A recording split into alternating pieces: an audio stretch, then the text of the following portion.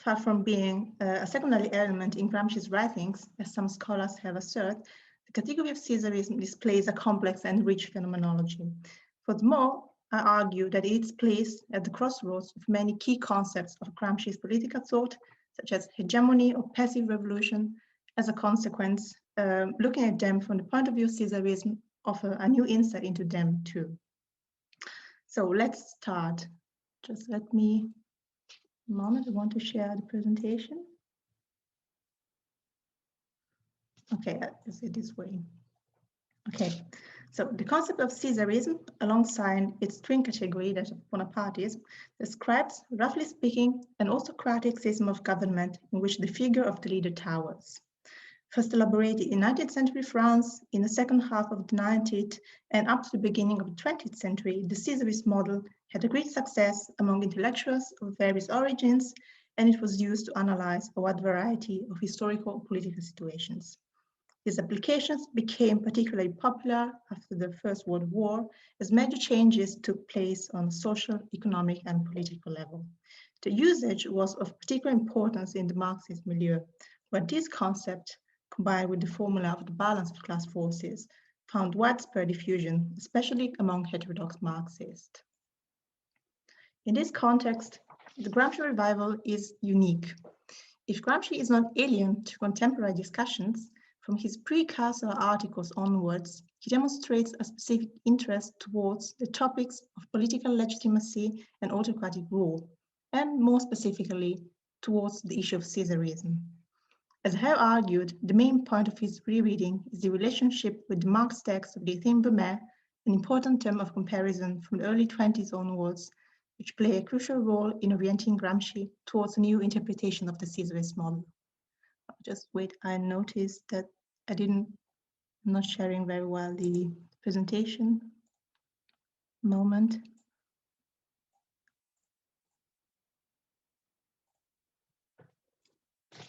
Okay, sorry. A good starting point for the analysis of Caesarism in the prison notebooks, also considering the framework in which I'm speaking, is no doubt Notebook 17, paragraph 21, a relatively late paragraph in which Gramsci takes a stance against Caesarism conceived in a conventional way, as well as against a certain view of Caesar as eponymous hero of the category. Here he writes, I quote, "The theory of Caesarism, which predominates today, was introduced in the political language by Napoleon III, who was certainly not a great historian or philosopher or political theorist. It's certain that in Roman history, the figure of Caesar is not characterized only or principally by Caesarism in this narrow sense. There follows a description of Julius Caesar, not so much as the creator of an authoritarian form of government, but as a political figure responsible for the denationalization of Italy, as he says, and for having shifted the struggle for political domination from the national level to the international one. This recalls also the debate on cosmopolitanism, which is also an important theme of the notebooks. In this regard, a parallel established by Gramsci is also noteworthy, namely the one between Caesar and Benjamin Disraeli, so the Prime Minister of UK in the second half of the 19th century, another note of this notebook 17. This text has been thoroughly analyzed by Federico Sant'Angelo in a contribution in the volume mentioned before, and therefore I will not go into details of this text. I would like to stress, however, how this note, far from being a rejection of Caesarism as a whole, and especially a rejection of the importance of Julius Caesar, it's a call for historicizing theoretical analysis. In other words, the scope of Gramsci's critique is both to define more precisely Caesar's historical role and to understand Caesarism as a truly contemporary concept, with no real connections with the ancient world. So on this basis, it can thus be better understood why the point of departure for Gramsci's reassessment of the category of Caesarism is represented by the critical discussion of Robert Meikle's theory of charismatic leadership. This discussion unfolds in Notebook 2, paragraph 75. The title is Robert Meikle's Le Parti politique, les contraintes sociales. If we pay attention to the chronology, it's in fact clear that Gramsci's criticism of the Michelsian account, and indirectly of the Weberian formulation on which it capitalizes, acts as a forerunner for the investigation of a number of political phenomena, and specifically for the issue of the party in the prison notebooks. In Notebook 2, paragraph 75, the Gramscian controversy revolves around the nature of the charismatic party. If, according to Michels, the charisma is a feature of primitive parties, that means parties not yet able to exercise an authentic hegemonic role, in Gramsci's view, this is rather due to the later weakness of the political party. In other words, rather than the immaturity of the social forces, Gramsci emphasizes the weakness of the ruling class, which, having exhausted its propulsive trust, puts itself under the protection of a leader to remain in power and push back, albeit slightly, the moment of its exclusion. These refunctionalizations of Michels' thought is further developed in Notebook 4, paragraph 69, later redrafted in Notebook 13, paragraph 23, which represents, together with paragraph 27 of the special notebook dedicated to Machiavelli, Notebook 13, one of the two key texts on Caesarism. Well, just want to make a short methodological remark.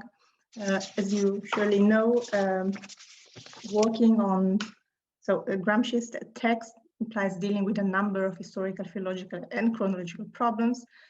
In today's talk, so I will avoid dealing with these aspects, and I will focus on the content of Gramsci's thought, but of course, feel free to ask questions on these issues, and don't be afraid of the numbers I read or the relationship between the notes, so don't pay too much attention to this, but of course, if there are questions on this point, they were very welcome. So I was talking about these two notes from Notebook 13, which are the main notes on Caesarism, 23 and 27.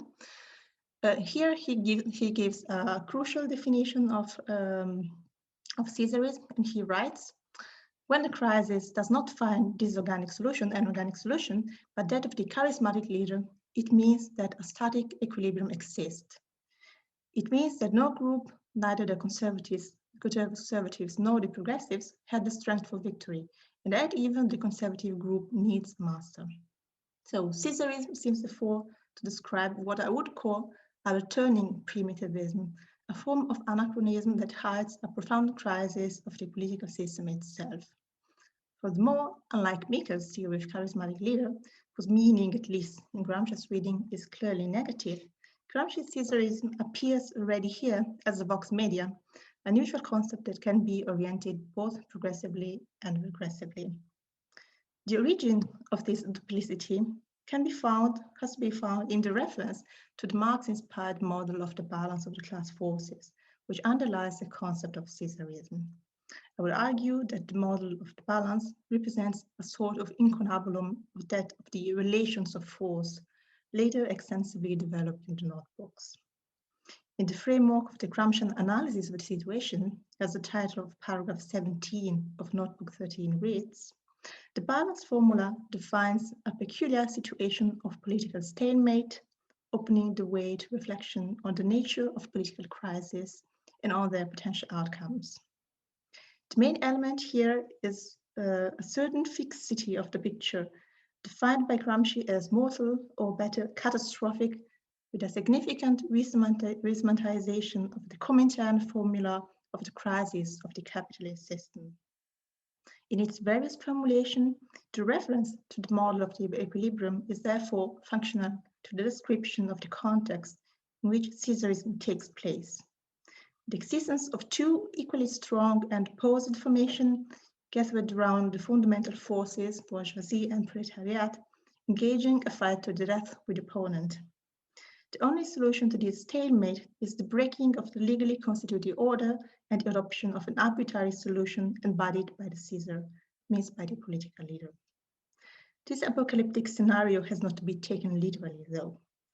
On the one hand, as Gramsci affirms, specific political and social configurations shows hidden or residual capacities of resistance which ensure that the balance between classes does not lead to a personal dictatorship. According to Gramsci, this is, for example, the case of France of the Dreyfus affair.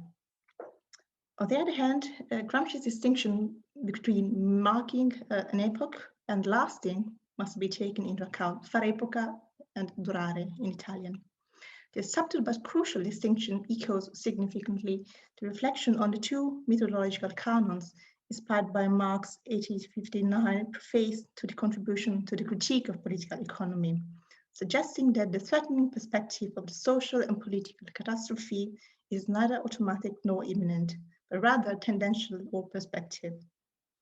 Given this, the dictatorship of a modern Caesar also develops a more complex meaning. Caesarism, while it does not give rise to a different type of state, can thus act as an instrument of molecular transformation of the structure of society. So the taxonomy of the different forms of Caesarism proposed by Gramsci in Notebook 13, paragraph 27, has to be read against this background. This crucial note opens up with an observation regarding the need to, I'm quoting, compile a catalogue of the historical events which have culminated in agreed heroic personality, underlying that one of the salient features of the articulation of the category lies precisely in the intertwining of historical and theoretical aspects. After having formulated the general definition of Caesarism, according to which, I quote again, when the progressive force A struggles with the reactionary force B, not only may A defeat B or B defeat A, but it may happen that neither A nor B defeats the other, that they bleed each other mutually, and then a third force C intervenes from outside, subjugating what is left of both A and B. So after having given this definition, he hastened to specify that Caesarism does not in all cases have the same historical significance, opening the way to a series of significant variations on the topic. The first and more general division introduced by Gramsci is that between progressive and regressive Caesarism. Caesarism is progressive when the force C, which intervenes by unblocking the situation of equilibrium, helps the progressive force to triumph, the bit with its victory tempered by certain compromises and limitations.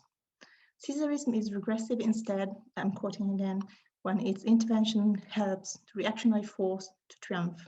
This case too with certain compromises and limitations, which have, however, a different value, extent, and significance than in the former. A further division is that between, so as you can see, pre-modern and modern Caesarism. The distinction between modernity and pre-modernity has to do both with chronology and with the content. If until about 1870, the military element played a decisive role and the rise of a new Caesar was the result of a putsch, as Gramsci writes, like Caesar or the Timbermare type, so the Timbermare 1799 being the date of Napoleon I's coup d'etat. After that date, the army rapidly lost its weight, and the Caesar dictatorship appears to be the result of slower and deeper reorganization of the political institutional system led by state and parastatal bureaucratic apparatuses. The third element of articulation explicitly mentioned by Gramsci is strictly connected to the second one.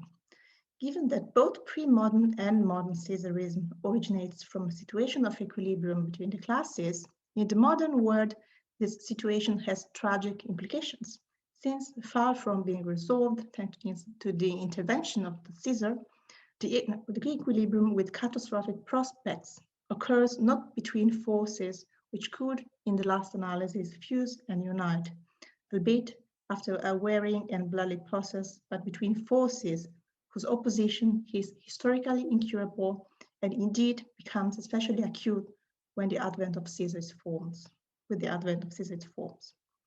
On the contrary, in the pre-modern context, this did not happen, since, although the contrast between the forces was very acute, they were nevertheless not such as to be absolutely incapable of arriving after a molecular process at reciprocal fusion and assimilation. This taxonomy is followed by a reasoning on the different types of political crises that give rise to the Caesarist phenomenon, as well as on the qualitative and/or quantitative dimensions that derive from it.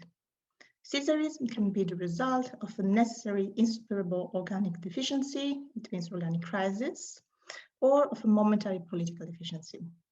In the first case, the Caesarist regime represents the closure of a historical phase, and opening of a new one, and it's the fall of a qualitative-quantitative type. In the second case, Caesarism does not express the general crisis of the system, but rather an extension of the existing power structure. Finally, it has to be remarked that the qualitative-quantitative coupling must not be confused with the progressive-regressive one. If it's true that dictatorships of Julius Caesar and Napoleon I, these are the examples made by Gramsci, are absolutely progressive, even Napoleon's III Caesarism is relatively or objectively, as Gramsci says, progressive, precisely because it represents the mode of expression of the latent development potential of a given social system. The rapid analysis of Notebook 13, paragraph 27, conducted here, highlights how Caesarism, in a Gramscian perspective, is not something monolithic, but it applies to different and variegated political scenarios. In this context, however, the centrality of the figure of Louis Bonaparte, the future Napoleon III, architect of the coup d'etat of 7 December 1852, and therefore the creation of the Second Empire is evident. You can find a picture of him and also one of his most important books in which he explained his theory. He, Napoleon III, represents the very archetype of Caesarism according to Gramsci. Despite Marx's explicit rejection in the preface to the second edition of the Thème Primaire to define the regime of Louis Napoleon as Caesarist, he calls him Bonapartist, after him, this identification was constant, and even Gramsci does not represent an exception from this point of view. Not only it's evident that in the prison notebooks, Louis Bonaparte's Caesarism is far more historically characterized than the other cases cited by Gramsci, Julius Caesar, Napoleon I, Bismarck, Cromwell. From a strictly theoretical point of view, if we go beyond the generic and liquidating definition of Louis Napoleon as an example of regressive Caesarism contained in Notebook 13, paragraph 27, and if we pay attention to the passages in which the relatively progressive character of his regime is ascribed, it's clear that Gramsci is sketching a spectrum of possible manifestations of Caesarism, in which the case of the Second French Empire represents the point of mediation between opposite trends. I would argue that in the light of these observations, the theoretical scheme of Caesarism that I have previously outlined must be revised, at least partially. The progressive extreme is represented by the cases of Julius Caesar and Napoleon I, whose Caesarism of a qualitative type gave rise to a properly revolutionary passage from one form of state to another. In other words, it made an epoch. On the other side, regressive Caesarism does not correspond to any concrete historical examples. This seems to suggest that regressive Caesarism is a mere hypothesis formulated by Gramsci as a counterpart to progressive Caesarism. So in between these two extreme poles, all the other forms of Caesarism took place. The different nuances are investigated by Gramsci, starting from the central point of reference represented by the Caesarism of Napoleon III, as I said previously. Due to its intermediate nature, the Caesarist regime of Louis Napoleon represents, in fact, a precious term of comparison for the understanding of a number of modern and contemporary phenomena. Just to mention the main ones, you can read the names here. The governments of the Pretis, Crispi, and Giolitti in Italy, the Bismarckian consulship, the dictatorship of Zivkovic, Tsankov, Primo de Rivera, the coalition government of Macdonald in Great Britain, the fascism. Moreover, it should be noted that these implicit or mediated historical analogies raise a series of questions of primary importance in relation to the Gramscian theory of history, and in particular to the relationship between Caesarism, passive revolution, and hegemony. The concept of passive revolution, as you know, is one of the most famous of the notebooks, and scholars have dwelt extensively on it. I would argue that there are clear theoretical and formal affinities between this category and that of Caesarism. First of all, both passive revolution and Caesarism rely on a fundamental weakness of the subordinates that precedes the rise of the leader. Furthermore, passive revolution in its unfolding can take the form of the revolution from above, significantly echoing the Caesarist dynamics. In fact, it's not unusual for a Caesar to be in charge of the process of revolution restoration. A deeper affinity, however, is certainly that which can be retraced on the level of the principles that lie behind the formula of the passive revolution, as well as behind that of Caesarism. A precious text from this point of view is paragraph 23 of Notebook 14. Here, Gramsci takes his cue from the analysis of Dreyfus movement and the failed Caesarism of General Boulanger in late 19th century France, to stigmatize the sociological mechanism, I'm quoting again, according to which the entire new historical phenomenon is due to the equilibrium of the fundamental forces, avoiding a more detailed investigation of the interplay or relations between the principal groups of the fundamental classes and auxiliary forces directed by or subjected to their hegemonic influence. This criticism of any simplistic and deterministic application of the formula of Caesarism entails one of the most meaningful definitions of passive revolution. See the hint at the text, modern historical political movements, which are certainly not revolution, but which are not entirely reaction either. The key element of this text, of this note, is represented by an also, an anche, placed in a central position. This linguistic spy reveals, in my opinion, that Gramsci has conducted an implicit comparison between passive revolution and Caesarism, ascribing to the latter the same characteristics of the former: the relative progressive content, the activation of latent marginal forces of the dominant social bloc, the constitutive weakness of the antagonist, the peculiar historical conjuncture in which neither group has the sufficient strength to overcome the other. Among these elements, the most interesting is certainly the second, that refers to the margins of maneuver of the old dominant group, to the forces that allow it to maintain its primacy within the system despite being now in a phase of decline. These observations refer to the theory of the historical transitions developed by Gramsci on the basis of Marx' preface to the Kritik der politischen Ökonomie. The connection between the principle of the 1859 preface and the category of passive revolution is made clear in Notebook 15, paragraph 17. This is a very complex theme, which I cannot deal extensively now. It's sufficient to recall that this theory is, by explicit declaration of Gramsci, at the basis of the elaboration of the category of passive revolution. So the two Marxian canon evoked by Gramsci are also implicitly mentioned in paragraph 23 of Notebook 14 on Caesarism.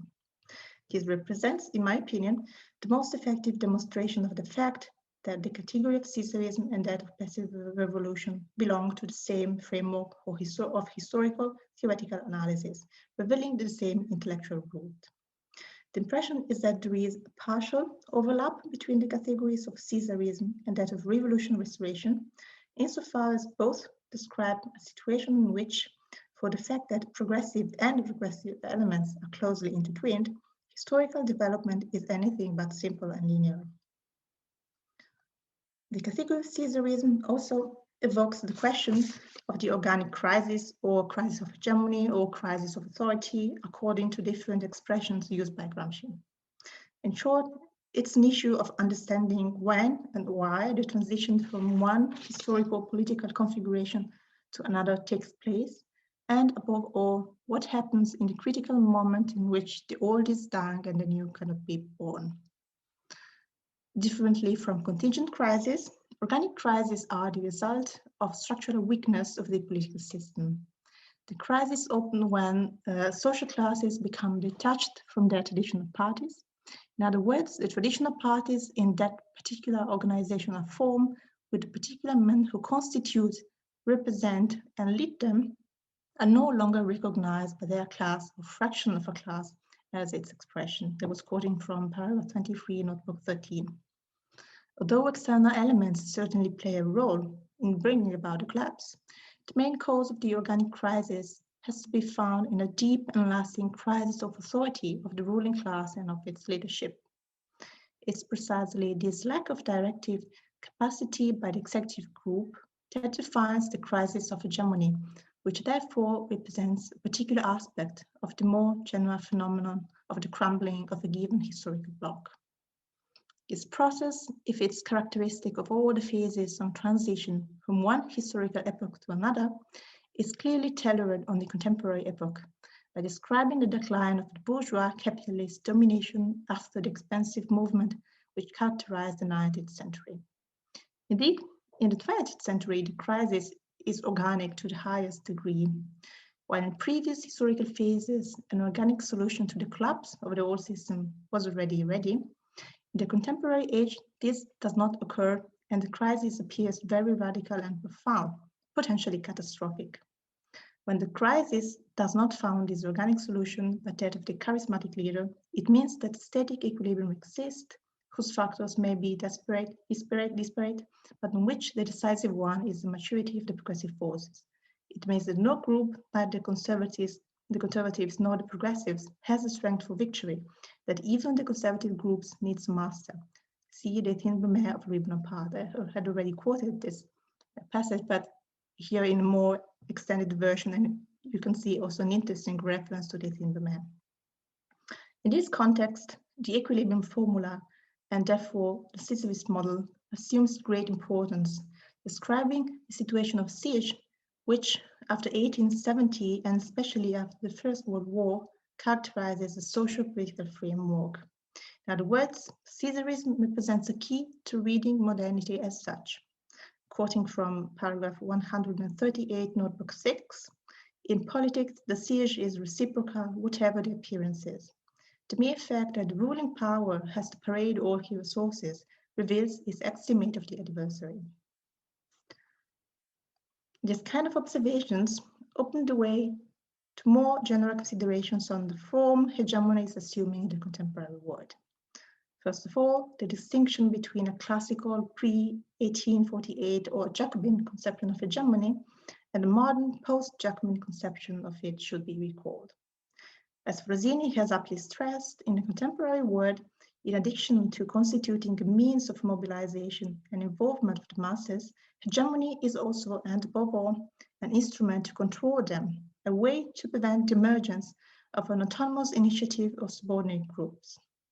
If political direction, as opposed to coercion, remains an essential and indispensable element, even during the deepest crisis of the bourgeois system, hence the specific characterization as a struggle between hegemonies with the current world position, this is in fact taking place at the cost of an unprecedented and frantic concentration of power of forces, of a progressive absorptions by the state of all those elements of civil society capable of educating the population and therefore of organizing consensus. In this perspective, some elements illuminate the Gramscian conception of contemporary Caesarism. The first aspect relates to the emergence of dark forces. As Gramsci writes, when an organic crisis takes place, the immediate solution becomes delicate and dangerous because the field is open for violent solutions, for the activity of dark forces represented by charismatic men of destiny. The expression dark powers, this is my translation in the English edition selections. The phrase uses unknown forces, but it's not very appropriate, I think. So this expression dark powers, which we found in paragraph 23 of notebook 13, describe the forces that deal with maintenance of their privileges and their domination over society. So last and not least, Caesarist solution. As Gramsci observes, when these situations of conflict between represented and representatives arise, the first and most immediate effect is a strengthening of the relative power of bureaucracy, civil and military, high finance of the church, and generally of all bodies relatively independent of the fluctuations of public opinion. I was quoting there. These institutions are the dark forces mentioned before. I think that this description tells us a lot about the Gramscian vision of those apparatuses, which, although not having an explicit political characterization, are constitutively bound to the ruling class and have therefore an instrumental role in times of crisis. Thanks to their relative independence, accentuated under this condition, they can react quickly and effectively against the new political forces which are uprising, thus acting as a barrier to the collapse of the existing system. Among these institutions, bureaucracy undoubtedly stands out. In this framework, it appears more and more as a customary and dangerously conservative force. Elsewhere, referring specifically to the Italian case, he speaks also of bureaucracy as a caste, as a known national and parasitic organism. Bureaucracy is hostile towards large sections of society and willing to avoid an overthrow of the established order. This reflection on bureaucracy is also connected to the enlargement of the category of police. Indeed, in the prison notebooks, the term not only defines, I'm quoting from paragraph 27, notebook 13, the official organization which is juridically recognized and empowered to carry out the public function of public safety, end of quotation, but also the action of all those bodies that perform a capillary action of containment towards social body, referring to the more complex characterization of hegemony of modernity. In this context, police is explicitly connected to the issue of Caesarism. The picture that emerges matches the one previously described in more general terms. The unprecedented concentration, the frantic and absorbing centralization, the twofold dynamics of mobilization and control, all of these are elements proper to modern Caesarism.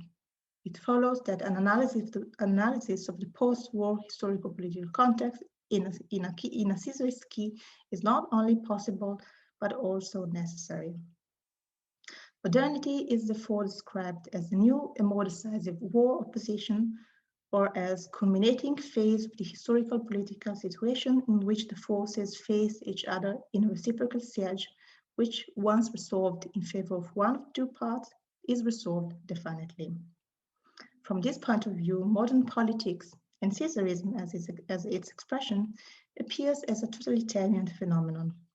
This adjective has a precise meaning in Gramsci's view and must not be confused with the current definition of the term, which is influenced, as you know, by the political sociological reflection post-1945, so let's think about Hannah Arendt's book.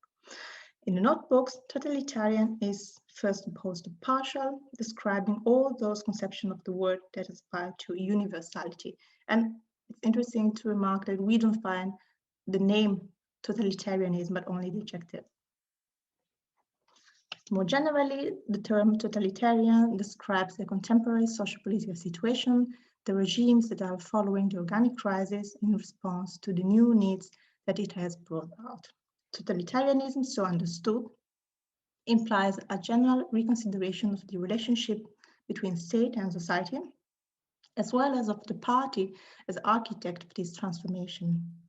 In the pre-modern era, more particular societies could exist without endangering the domination of one class over the others. In the post-war context, there is no longer room for the expression of interests other than those of the group that has power. The consequence of this is, on the one hand, the suppression of all antagonistic organization, and on the other, the effort to ensure that the members, I'm quoting from paragraph 136, notebook 6, the members of a particular party find in that one party all the satisfactions that they had previously found in a multiplicity of organization.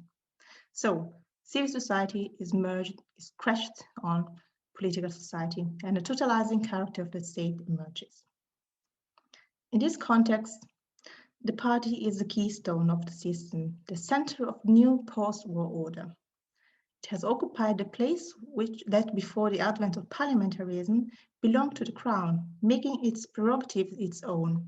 I quote, "In those regimes which call themselves totalitarian, the traditional function of the institution of the crown is in fact taken over by the particular party in question, which indeed is totalitarian precisely in that it fulfills its function." So the party has taken on itself the tasks that were proper to the monarchy, that is the dual role of institutional representation and political cultural direction of the state. This means that also the cultural disputes where culture has to be broadly conceived acquire an exceptional political significance. If these are the general characteristics of modern Caesarism, that is, of the one-party contemporary regimes, we have to see how they are shaped.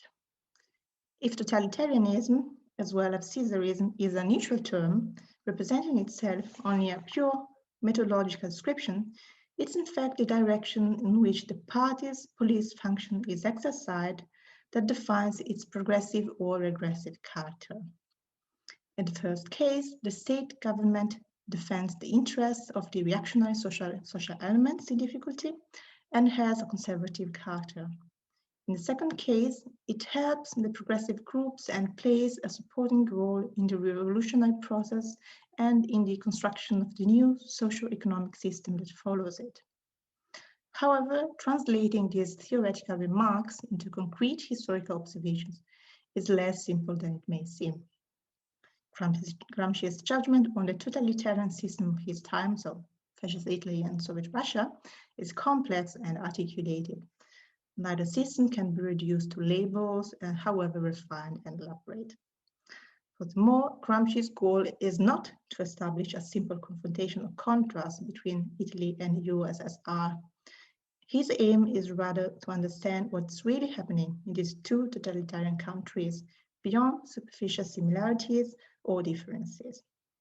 Relying on a highly developed conceptual apparatus and extensive historical knowledge, especially insofar as Italy is regarded, Gramsci investigates the political, social, and economic dynamics that characterize the regimes, providing the ideal reader of the prison notebooks with some precious reflections on both fascism and communism. In this perspective, the category of Caesarism also plays an important role, focusing on central aspects of both political configurations. So without going into the details of this theme, which would require a much more in-depth investigation, I would just like to mention a few of the issues involved in this reasoning. So, as far as fascism is concerned, for example, the first issue to be mentioned is that of cooperativism. With regard to USSR, the themes are instead those of the so-called satellitary and of the return of the economic cooperative phase. It's a primitive phase of organization. Both regimes are analyzed in the framework of the discussion of Black parliamentarism, which is one of the most obscure themes of the notebook. But as I said, I cannot go into details because it's very complex. Finally, I would also like to say a few words on the theme of Caesarism without Caesar, and on the way in which it connects to the issue of the modern prince. So I would argue that this connection represents crucial aspects of the reflection on the Caesarist model, although Gramsci only hinted at it. There is no fully developed reflections on it, and also scholars did not focus very much on this topic because of this. In Notebook 9, paragraph 133, Gramsci refers to an impersonal or collective Caesarism. This text is later redrafted in Notebook 13, paragraph 27, and placed within the context of his analysis of coalition governments as initial forms of Caesarism. Here, he emphasizes that, in the contemporary world, Caesarism is no longer linked to individual charismatic figures, such as Julius Caesar or Napoleon I. Caesarism is rather the result of a specific social-political combination which can lead all social groupings to converge on a party that progressively saturates the political landscape, developing totalitarian characteristics.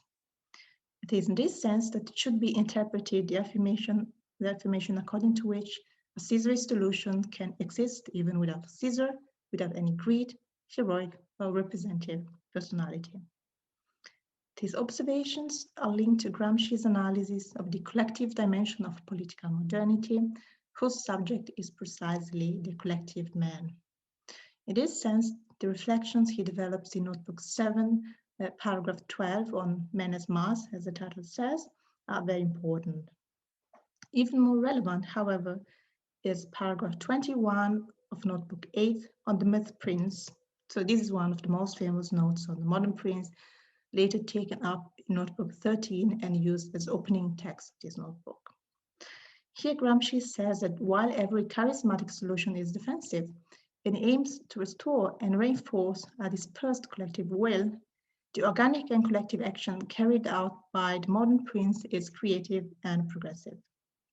These observations significantly recall the reflections on the political leadership and the nature of political parties between pre-modernity and modernity developed in relation to Caesarism.